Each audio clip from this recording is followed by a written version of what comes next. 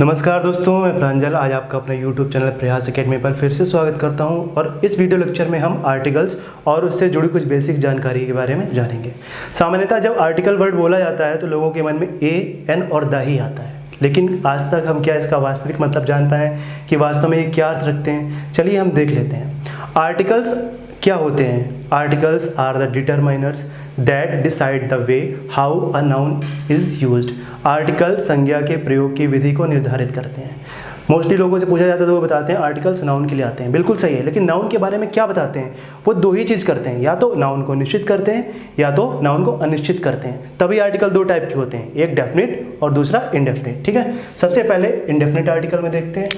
Indefinite article में दो आते हैं, ए और एन। ठीक है, और डेफिनेट आर्टिकल में द आते हैं। ठीक है, जो ए और एन है ये एनी वर्ड से बना है। ठीक है, एनी वर्ड का मतलब होता है कोई, जो कि अपने आप में अनिश्चितता का पर्याय है।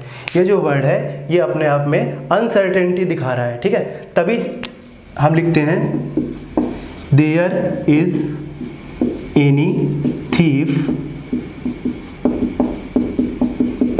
इन द रूम। ठीक है, कोई चोर है लेकिन पता नहीं कौन सा चोर है। ठीक है, तो ये एनी जो वर्ड है वो अनिश्चितता दर्शा रहा है। लेकिन अगर हम इसके नीचे एक सेंटेंस और लिख दें, there is a thief in the room, इसका भी मतलब वही है, कमरे में एक चोर है। उस चोर के बारे में हमें पता नहीं है कौन सा चोर है, उसका क्या नाम है, कुछ नहीं पता है। वो चोर रमेश है या सुरेश है, कुछ नहीं पता। ये चीज़ यहाँ पर इस नाउन की अनिश्चितता को दर्शा रहा है। तो हमने ये देखा कि कैसे आर्टिकल ए और एन किसी नाउन की अनिश्चितता को दर्शाते हैं। अब हम द के बारे में बात कर लेते हैं। द का प्रयोग तब करना होता है जब किसी चीज़ को हम निश्चित करते हैं। ठीक है, उसका एग्जाम्पल मैं दे रहा हूँ। The boy whom I met was blind। वह लड़का जिससे मैं मिला अंधा था। कौन सा लड़का? वह लड़का। इसके बारे में एडिशनल इन्फॉर्मेशन दी गई है, जिससे मैं मिला। वह लड़का जिससे मैं मिला वह अंधा था। इसमें नाउन के बारे में इन्फॉर्मेशन दी गई है, नाउन को निश्चित किया गया है। और मैंने आपको बताया कि आर्टिकल दो ही काम करता है, या तो नाउन को निश्चित करेगा या तो नाउन को अनिश्चित करेगा। आपने दोनों प्रकार के एग्जाम्पल देखे। द थोड़ा सा विस्तृत है, मैं इसको बाद में बताऊंगा। आज हम ए और एन का केस देख लेते हैं। ए वाई एन। ठीक है, आज आपकी ए और एन में कन्फ्यूज़न दूर हो जाएगी। ठीक है, होता क्या है, आर्टिकल्स को हमें बचपन में इतने गलत वे में पढ़ाया जाता है कि एग्ज़ाम तक आते आते, कंपटीशन तक आते आते हमारे मन में उसका प्रभाव स्थिर हो जाता है और हम वैसा ही सोचते हैं जैसा हमें बचपन में पढ़ाया जाता है। ठीक है, इसका गलत इतना हम यूज़ कर चुके होते हैं, इतना गलत यूज़ कर चुके होते हैं कि एग्ज़ाम में जब एरर्स आती हैं, स्पॉटिंग एरर्स आती हैं, तो हम आर्टिकल ढूंढते ही नहीं हैं। हम ये भूल चुके होते हैं कि उसमें आर्टिकल की भी एरर हो सकती है। हमारा जो दिमाग है वो सिर्फ नाउन ढूंढता है, प्रोनाउन ढूंढता है, वर्ब ढूंढता है, एडवर्ब ढूंढता है, एडजेक्टिव ढूंढता है। आर्टिकल को हम पूरी तरह भूल चुके होते हैं। ठीक है, तो पहले मैं गलत वाला पढ़ाता हूँ। ठीक है, कि गलत क्या आपको बताया गया है। ठीक है, आपको ये बताया गया है कि जितने भी वोवेल्स होते हैं ए, ई, आई, ओ, यू, ठीक है, उनके पहले आपको क्या लगाना है? एन लगाना है। ठीक है, और शेष जितने बचे कॉन्सोनेंट्स, उनके पहले आपको ए लगा देना है। ठीक है, इस हिसाब से अगर देखा जाए, ठीक है, इस हिसाब से अगर देखा जाए तो मैं यहाँ पर दो वर्ड लिखता हूँ। ठीक है, एक यूनिवर्सिटी लिखता हूँ और एक लिखता हूँ अम्ब्रेला। और आपसे पूछता हूँ कि आप यहाँ क्या भरेंगे, तो अगर उस हिसाब से चलेंगे तो आप तुरंत यहाँ पर क्या भर देंगे? एन, और यहाँ पर भी एन भर देंगे। लेकिन संयोग से आपका ये जो आंसर है ये गलत मान लिया जाएगा और ये सही हो जाएगा। क्यों? क्योंकि आप पुराने ढर्रे पे चल रहे हैं। ठीक है, अब सही क्या होता है वो देखते हैं। आर्टिकल में पूरा खेल साउंड का है। ठीक है, हम साउंड से उसको सही कर सकते हैं। जैसे मैंने बोला यूनिवर्सिटी,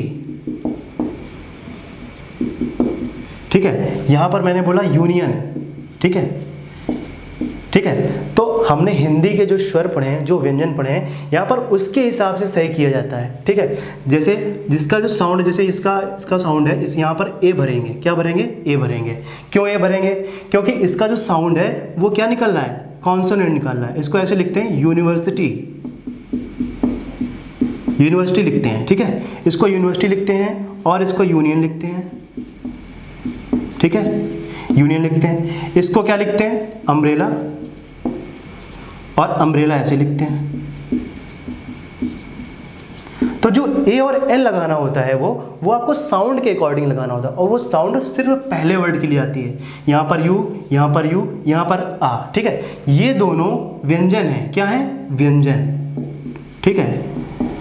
इसको हम इंग्लिश में बोलते हैं कॉन्सोनेंट, ठीक है, ये व्यंजन है, ठीक है। तो इसके हिसाब से यहाँ पर ए भरा गया है। अब यहाँ पर देखते हैं, यहाँ पर जो साउंड है पहले वर्ड, पहले अक्षर की, वो आ निकल रही है, और आ जो हिंदी में है वो किस में आता है, स्वर में आता है, आपके वॉवेल्स में आता है, ठीक है। तो ये जब वॉवेल्स में आता है तो यहाँ पर क्या भर देंगे, एन।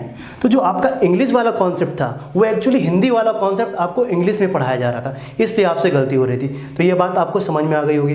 2-3 एग्जाम्पल मैं और लेता हूँ, 2-3 एग्जाम्पल मैं और लेता हूँ, आपको समझ में आ जाएगा, ठीक है। बाकी तो यूजेस प्रैक्टिस जब कराई जाएगी यहाँ पर तो आपको सारी चीज़ें क्लियर हो जाएंगी, ठीक है। I have dash 1 rupee note. अब अगर पूछा जाए आप यहाँ पे क्या भरेंगे, तो अगर आप AEIOU के हिसाब से चलेंगे, बचपन के हिसाब से चलेंगे, तो आप यहाँ पे क्या भर देंगे, N, ठीक है, N भर देंगे, जो कि क्या हो जाएगा, गलत हो जाएगा, ठीक है। क्या हो जाएगा, गलत हो जाएगा। क्यों, क्योंकि मैंने बताया आपको इसका प्रोनाउंसिएशन पहले हिंदी में लिखेंगे 1, और पहले वर्ड की साउंड को देखेंगे वाह, 1, ठीक है। वाह किस में आ रहा है, वाह आ रहा है व्यंजन में, किस में आ रहा है, व्यंजन में, दैट इज कॉन्सोनेंट। तो यहां पर क्या भरा जाएगा, यहां पर भरा जाएगा ए, ना कि एन। आई होप आपको क्लियर हो गया होगा। जैसे हम यहां पर लिखते हैं हॉर्स, ठीक है, और यहाँ पे लिखते हैं आर, बहुत बड़ा एग्जाम्पल है प्रोनाउंसिएशन वाला।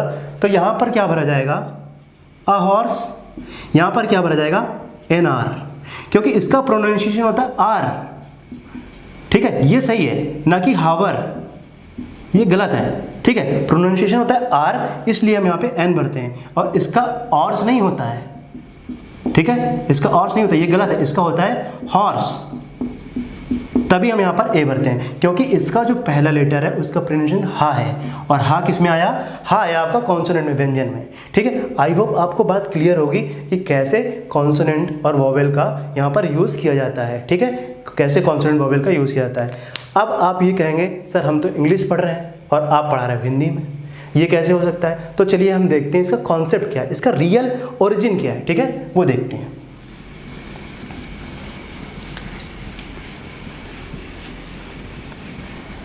इसका रियल ओरिजिन वोकल कॉर्ड से होता है, जो यहाँ पर होती है, जहाँ सरस्वती माता का वास होता है, ठीक है, वोकल कॉर्ड यहाँ पर होता है, ठीक है। ये पूरा खेल साउंड का है। 2 प्रकार की वॉइस हमारे पास होती हैं, एक एफर्टलेस वॉइस होती है, ठीक है, जिसमें कोई एफर्ट नहीं लगता है, एक होती है विद एफर्ट वॉइस, जिसमें हम एफर्ट लगाना पड़ता है। एफर्टलेस वॉइस क्या होती है, ठीक है, जैसे किसी शिशु का जन्म होता है, किसी बच्चे का जन्म होता है, तो वो एफर्टलेस वॉइस में रोता है, ठीक है। जैसे आपको कोई बोलना आ, जैसे आपको बोलना आ, तो जब आप आ बोलेंगे, नॉर्मल आप बोल के देखिए, तो आ जब बोलेंगे तो यहाँ से आवाज़ आएगी, सिर्फ यहाँ से आवाज़ आएगी, कोई मूवमेंट आप नहीं करेंगे, आ, तो देखिए यहाँ से आवाज़ आई, कोई मूवमेंट नहीं हुआ, एफर्टलेस साउंड है, ठीक है। लेकिन जब हमको बोलना है प्यून, जब हमको बोलना है हॉर्स, तो क्या केवल इसका यूज़ करके हम हॉर्स बोल सकते हैं, नहीं बोल सकते हैं। तो ये जो वॉइस है, ये जो वॉइस है, ये वॉइस विद एफर्ट है। तो हम ये बताना चाहते हैं आपको कि जो वॉइस एफर्टलेस वॉइस होगी उसके पहले एन लगाएंगे, जिसमें बॉडी के अन्य गेस्चर जुड़ते हैं, लिप्स जुड़ते हैं, टंग जुड़ती है, टीथ जुड़ते हैं, ठीक है। जैसे टी को जब बोलना है तो उसमें एफर्ट लगाना पड़ेगा, एफर्टलेस नहीं है, ठीक है। लेकिन अगर हमें बोलना है और, तो आ का जब पहला,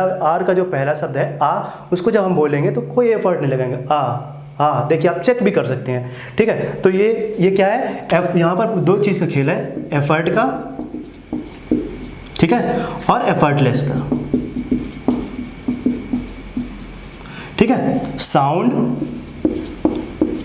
विथ एफर्ट, ठीक है, और एफर्टलेस साउंड, ठीक है। एफर्टलेस साउंड के पहले आपको लगाना है एन, ठीक है, और साउंड विथ एफर्ट के पहले आपको लगाना है ए। ठीक है, जो एफर्टलेस साउंड होती है वो एक दैवी साउंड होती है, वो हमारे कंठ से निकलती है, वोकल कॉर्ड से निकलती है। हालांकि साउंड तो सारी वोकल कॉर्ड से निकलती हैं, लेकिन ये जो एफर्टलेस साउंड है उसमें हमें कोई एफर्ट नहीं करना पड़ता है। लेकिन और जो साउंड है जो और एफर्ट के साथ बोली जाती हैं, जैसे मैंने बोला पी, तो पी में आपको लिप्स का यूज़ करना पड़ा।